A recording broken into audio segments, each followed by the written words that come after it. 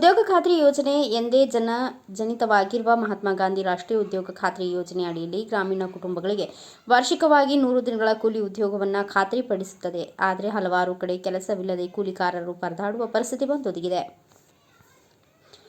ವರ್ಷಕ್ಕೆ 100 ದಿನಗಳ ಕೆಲಸವನ್ನು ನೀಡಿದೆ ಮಾಡಿದ ಕೆಲಸಕ್ಕೆ ಕೂಲಿಯನ್ನು ನೀಡದೆ ಅದೆಷ್ಟೋ ಗ್ರಾಮಗಳಲ್ಲಿ ಕೂಲಿ ಕಾರ್ಮಿಕರನ್ನು ಸತಾಯಿಸುತ್ತಿದ್ದಾರೆ. ಆ ಹಿನ್ನೆಲೆಯಲ್ಲಿ ಧಾರವಾಡ ಜಿಲ್ಲೆಯ ಕಲಘಟಗಿ ತಾಲೂಕಿನ ಜಿನ್ನೂರು ಗ್ರಾಮ ಪಂಚಾಯಿತಿ ವ್ಯಾಪ್ತಿಯಲ್ಲಿ ಬರುವ ಮಲಕನಕೊಪ್ಪ ಗ್ರಾಮದ ಕೂಲಿ ಕಾರ್ಮಿಕರಿಗೆ ಕಳೆದ 1 ವರ್ಷದಿಂದ ಕೂಲಿ ಉದ್ಯೋಗ ನೀಡದೆ ಕೆಲಸ ಕೊಟ್ಟರೂ ಸೊನ್ನೆ ಹಾಜರಾತಿ ತೋರಿಸುವ ವಾತಾವರಣ ಸೃಷ್ಟಿಯಾಗಿದೆ. ರಾಷ್ಟ್ರೀಯ ಗ್ರಾಮೀಣ ಉದ್ಯೋಗ ಖಾತ್ರಿ ಕಾಯ್ದೆಯನ್ನು 2005ರಲ್ಲಿ ಜಾರಿಗೆ ತರಲಾಯಿತು. ಇದನ್ನು ಮಹಾತ್ಮ ಗಾಂಧಿ ರಾಷ್ಟ್ರೀಯ ಉದ್ಯೋಗ ಖಾತ್ರಿ ಯೋಜನೆ ಎಂದು ಮರುನಾಮಕರಣ ಮಾಡಲಾಯಿತು. ಪ್ರಸ್ತುತ ಹಣಕಾಸು ವರ್ಷದಲ್ಲಿ 13.32 ಕೋಟಿ ಕಾರ್ಮಿಕರು ಈ ಯೋಜನೆಯಿಂದ ಪ್ರಯೋಜನ ಪಡೆಯುತ್ತಿದ್ದಾರೆ ಎಂದು ಹೇಳ್ತಾರೆ. ಇತ್ತ ಕಲಘಟಗಿ ತಾಲೂಕಿನ ಮಲಕನಕೊಪ್ಪ ಗ್ರಾಮದ ಕೂಲಿ ಕಾರ್ಮಿಕರು ಕಳೆದ 1 ವರ್ಷದಲ್ಲಿ 100 ದಿನಗಳ ಕೆಲಸವನ್ನ ಕೊಟ್ಟಿಲ್ಲ.